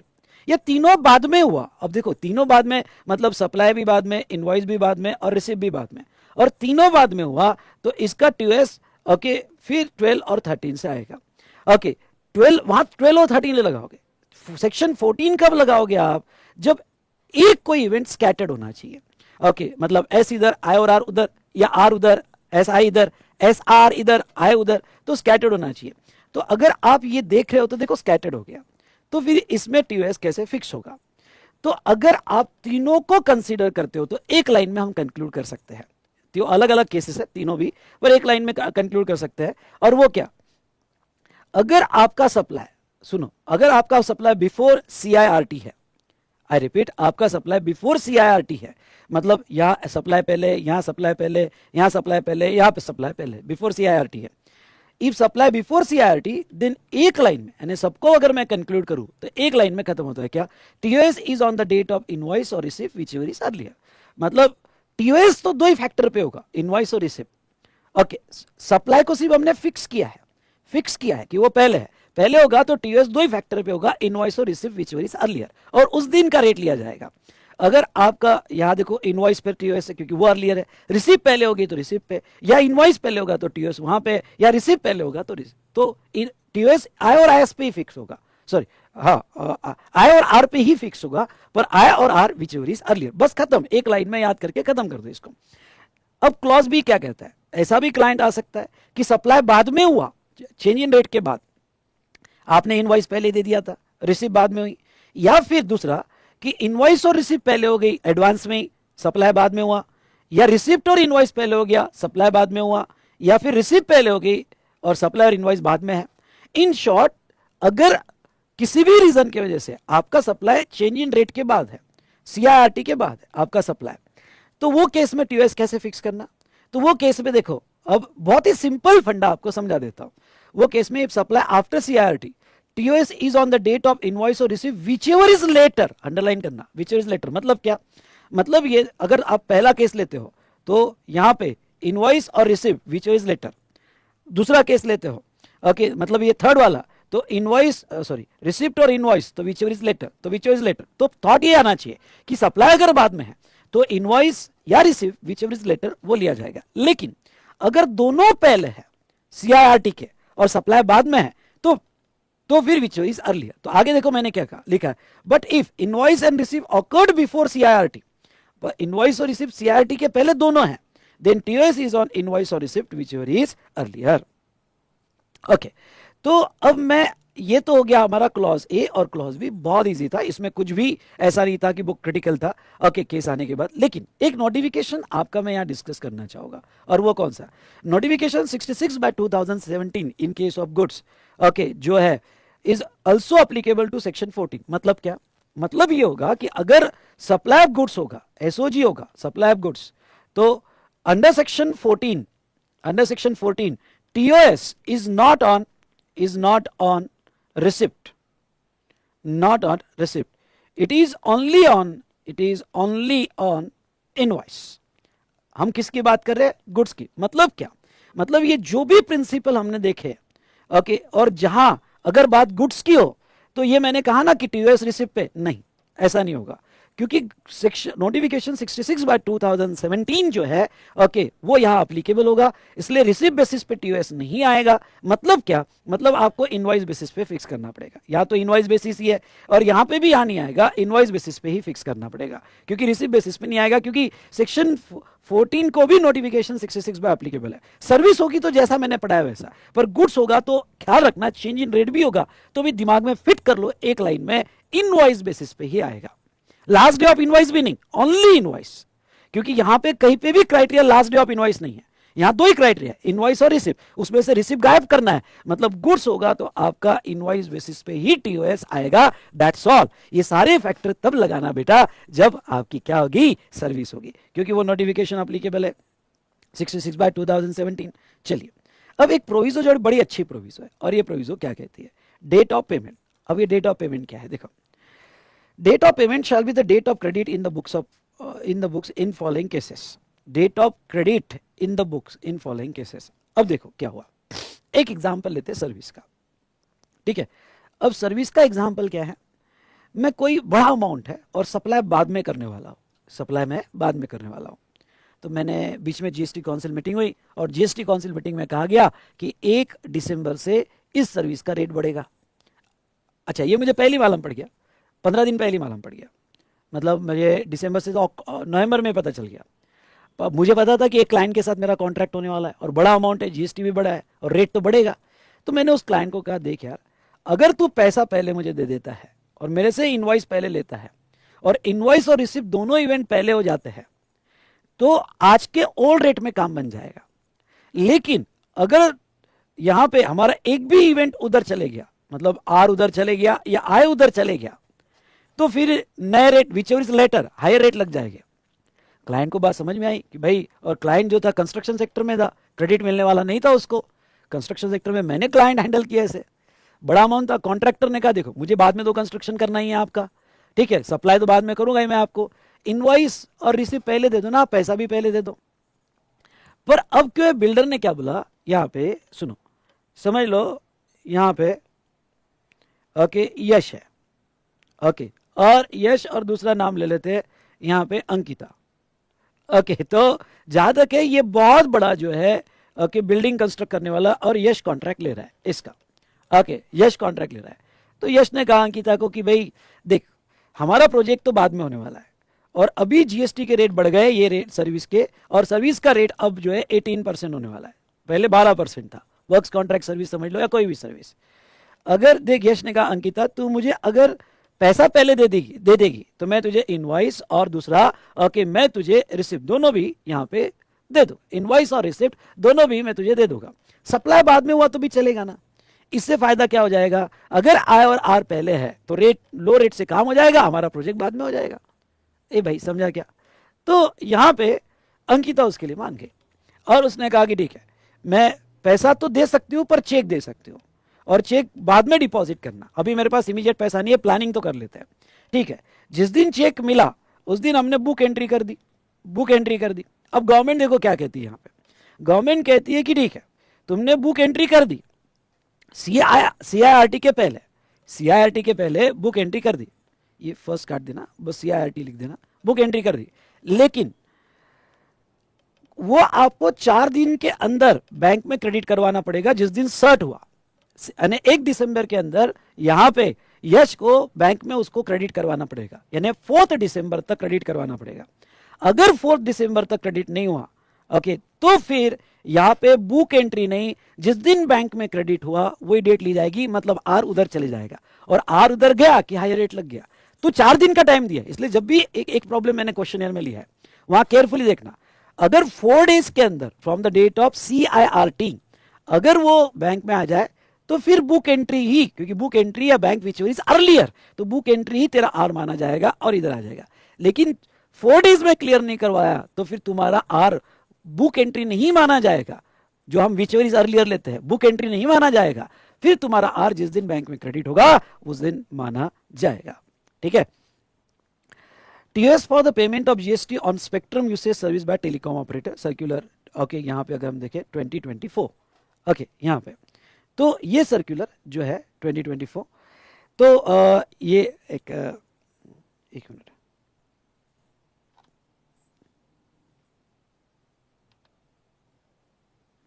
ठीक है, तो ये जो सर्कुलर है बेटा, ये सर्कुलर यहाँ पे अमेंडमेंट्स में मैंने अच्छे से कवर किए, लेकिन चलो मैं आपको फिर से रिकॉल कर देता हूँ। इसके लिए एक डायग्राम में यूज करना चाहूँगा, जस्ट अ मिनट, ठीक है, जस्ट अ मिनट, मैं डायग्राम ओपन कर लेता हूँ, वो दोनों सर्कुलर वहां से ले लेता हूँ।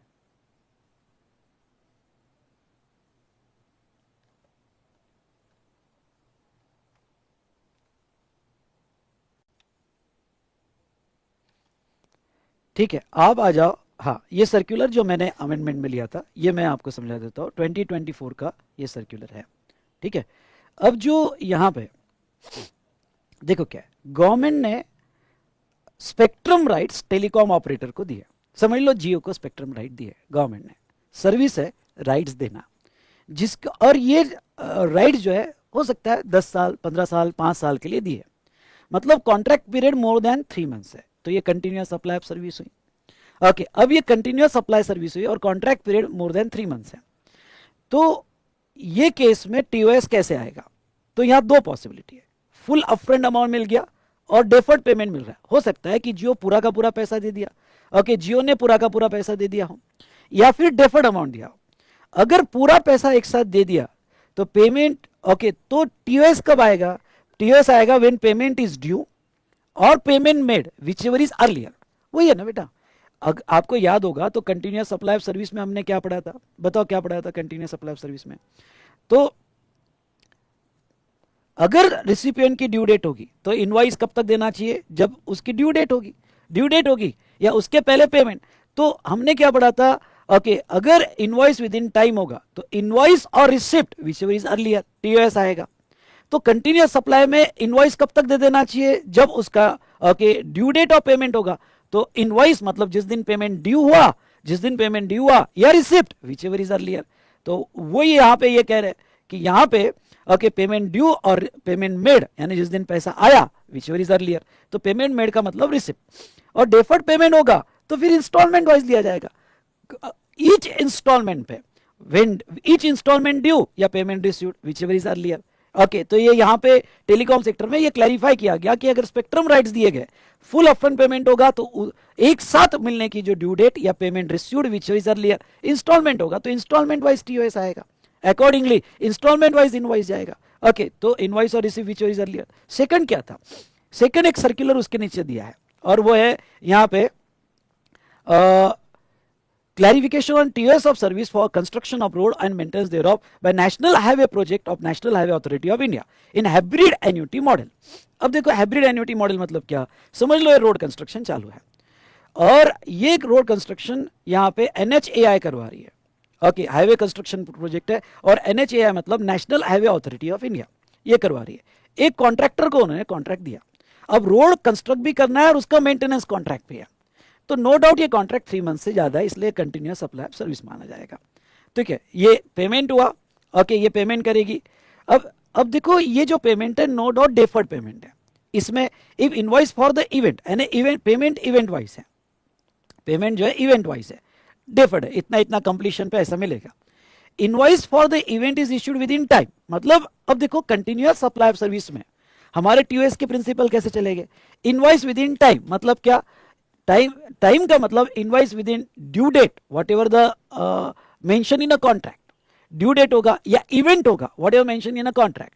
तो इनवॉइस और receipt whichever is earlier for each event, और invoice not okay invoice for the event not issued within time मतलब इवेंट विद इन टाइम नहीं दिया गया तो डेट ऑफ प्रोविजन या date of receipt whichever is earlier. तो date of provision मतलब date of completion, अब date of completion मतलब जो भी आपकी ड्यू डेट पे ऑफ पेमेंट होगी।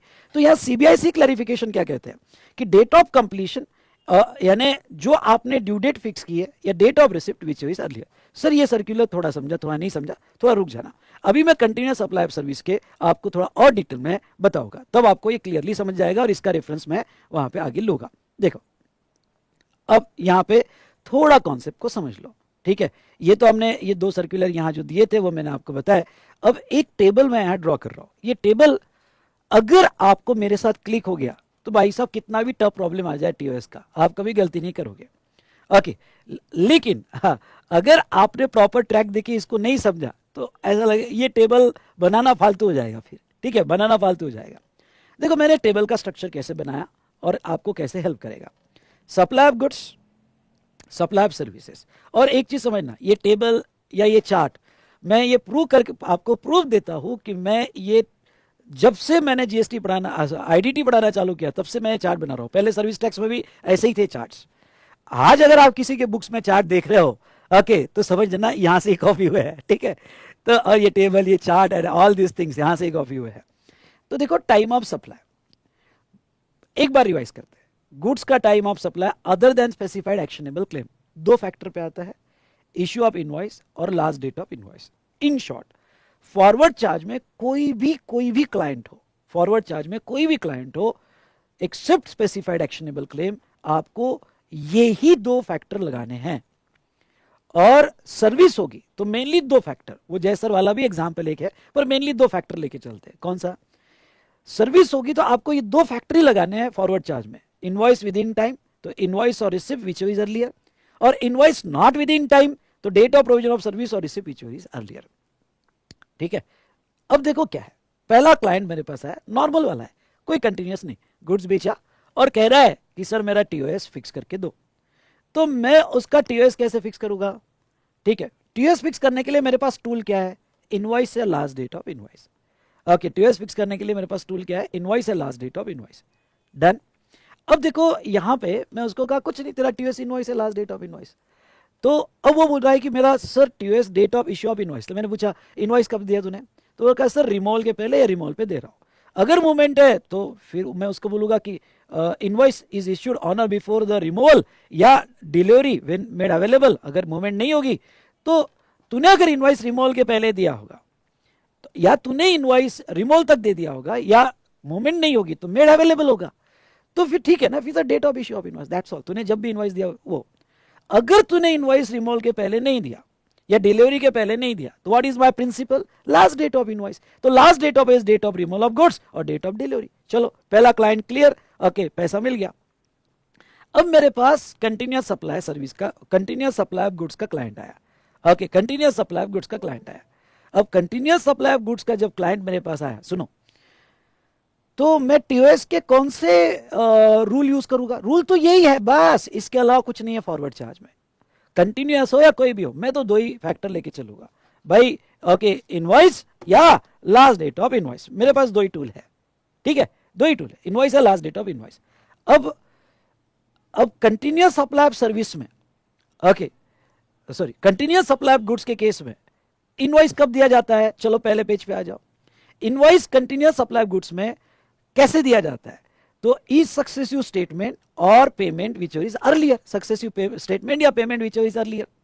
तो फिर मैं उस क्लाइंट को कौन से चश्मे से देखूंगा? मैं उसको पूछूंगा, क्योंकि मुझे दो ही फैक्टर है, तूने जब सक्सेसिव स्टेटमेंट बनाया होगा या पेमेंट मिला होगा, क्या उसके पहले या उस दिन तक इनवॉइस दिया? क्या मतलब इनवॉइस इज इश्यूड ऑन और before the date of successive statement और पेमेंट? उसने कहा हाँ सर, उसके पहले दिया, तो date of issue of invoice, your TOS is over, क्योंकि डेट ये है ना TOS, date of issue of invoice, तो तूने उसके पहले दे दिया। अगर तूने सक्सेसिव स्टेटमेंट और पेमेंट के पहले नहीं दिया तो लास्ट डेट। अब यहां लास्ट डेट कैसी होगी गुड्स के केस में? तो कट ऑफ डेट है सक्सेसिव स्टेटमेंट और पेमेंट, तो उसकी लास्ट डेट यहां पे लिख देना, टीओएस जो होगा last date of invoice, last date of invoice. अब लास्ट डेट ऑफ इनवॉइस मतलब क्या? तो डेट ऑफ सक्सेसिव स्टेटमेंट, सुनो, डेट ऑफ सक्सेसिव स्टेटमेंट या payment received whichever is earlier, okay तो वो लास्ट डेट खत्म। तो ये मेरा क्लाइंट खत्म हो गया गुड्स का। अब गुड्स का तीसरा वाला केस में बाद में लूंगा, पहले ये दो हमने खत्म कर दिए। चलिए सर्विस का देखो, इसके ऊपर बहुत सी बार क्वेश्चन है। सर्विस के लिए मैं दो ही क्वेश्चन पूछूंगा, invoice with in prescribe time, invoice not with in prescribe time. तो मैंने पूछा ओके मेरे पास अच्छा invoice with in prescribe time होगा तो मेरा टीओएस क्या, इनवॉइस और रिसीव विच इज अर्लियर। और invoice not with in prescribe time होगा तो डेट ऑफ प्रोविजन या कंप्लीशन ऑफ सर्विस और रिसिप्ट विच इज अर्लियर।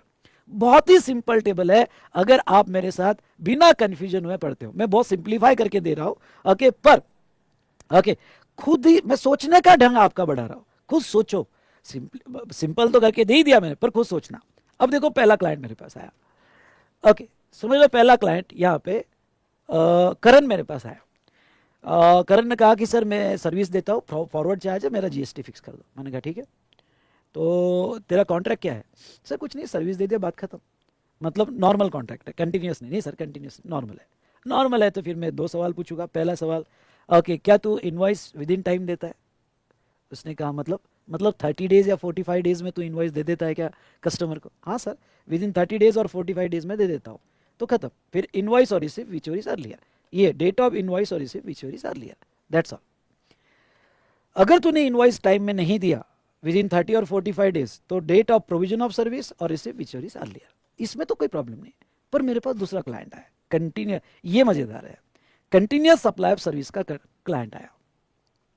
समझ लो पहला एग्जाम्पल लेते हैं कि भाई करंट मेरा क्लाइंट है और वो करंट जो है यहाँ पे उसने रेंट पे दिया है commercial shop, rent agreement 11 month का है। उसने कहा सर इसमें मैं जीएसटी कब दूँ, ओके कैसा दूँ? मैंने कहा ठीक है, मुझे बता कॉन्ट्रैक्ट पीरियड 3 मंथ से ज़्यादा है? हाँ 3 मंथ से ज़्यादा है। मैं स्टेप बाय स्टेप जा रहा हूँ, 3 मंथ से ज़्यादा है। ऊपर आ जाओ पहले पेज पर, तो देख तेरे को इनवॉइस कैसे, पहले मैं उसको गाइड करूँगा कि तेरे को इनवॉइस कैसे देना है एज पर सेक्शन 31। उसने कहा सर कैसे देना है? अगर तेरा कॉन्ट्रैक्ट पीरियड 3 मंथ से ज़्यादा है और उसमें पीरियडिकल पेमेंट का ऑब्लिगेशन है तो तेरा कंटिन्यूअस सप्लाई ऑफ सर्विस हो गया, तो ये 30 डेज और 45 डेज तेरे को अप्लीकेबल नहीं होगा। उसने कहा ठीक है, अब पहले तू टीओएस तो बाद में फिक्स करेंगे, पहले तू मेरे से समझ ले इनवॉइस कैसे देगा।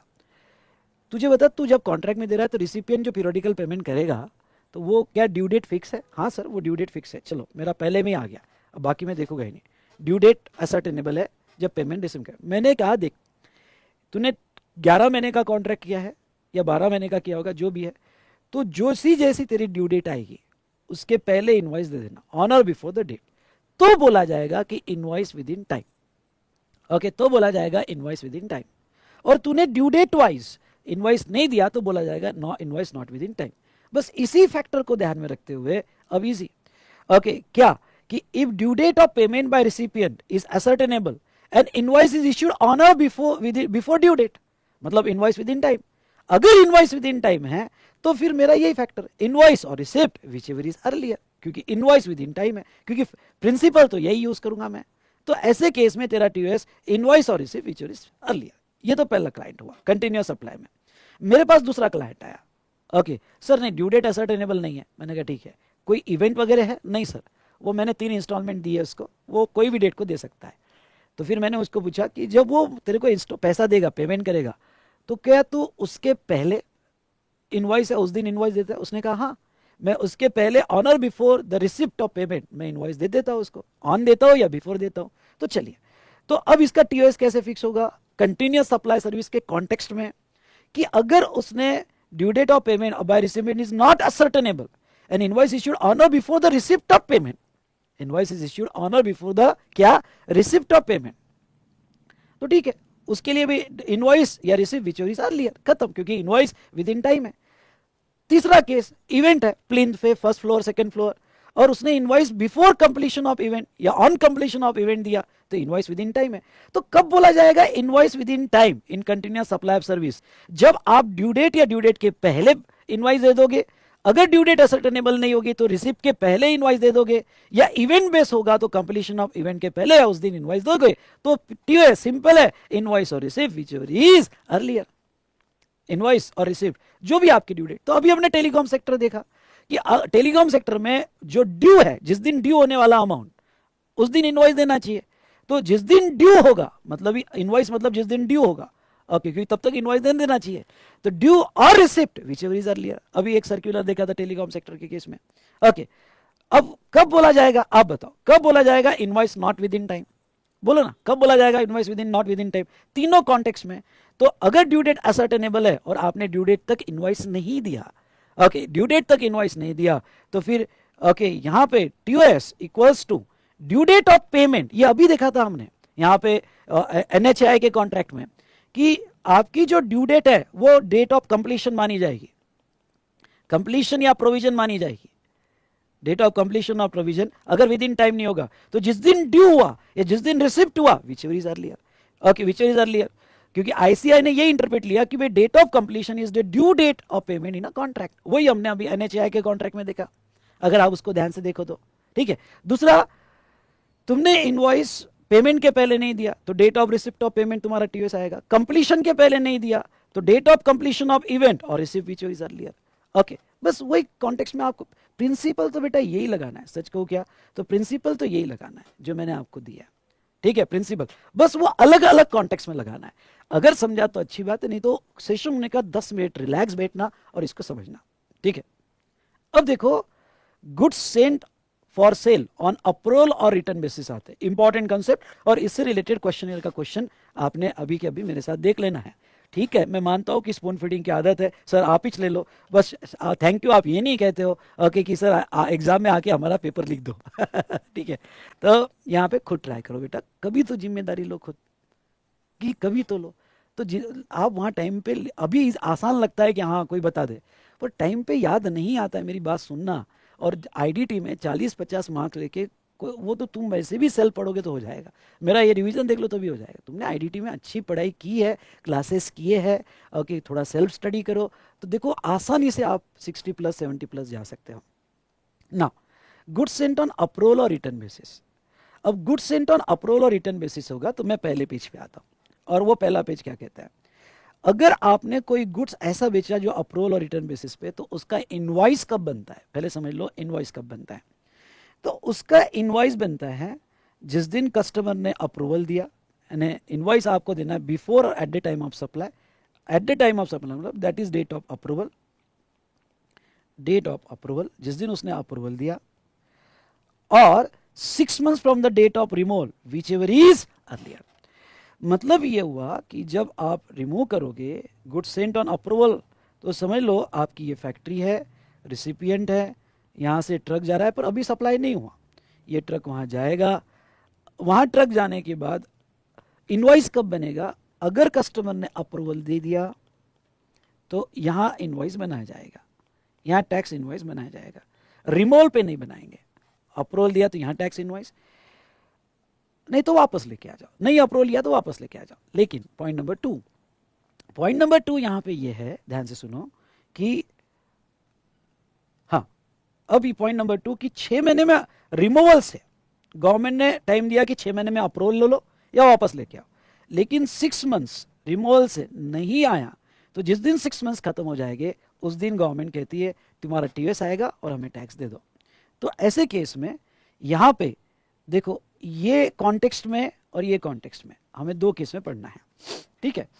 तो ये वाला थोड़ा फैक्टर समझो कि if acceptance is given before 6 months and invoice is issued on और बिफोर एक्सेप्टेंस, मतलब क्या, एक्सेप्टेंस मिल गया 6 महीने के पहले एक्सेप्टेंस मिल गया और हमने इनवॉइस भी ओके एक्सेप्टेंस के पहले, जिस दिन अप्रूवल मिला एक्सेप्टेंस मिला उसके पहले हमने इनवॉइस दे दिया, तो आपका TS date of issue of invoice हो जाएगा।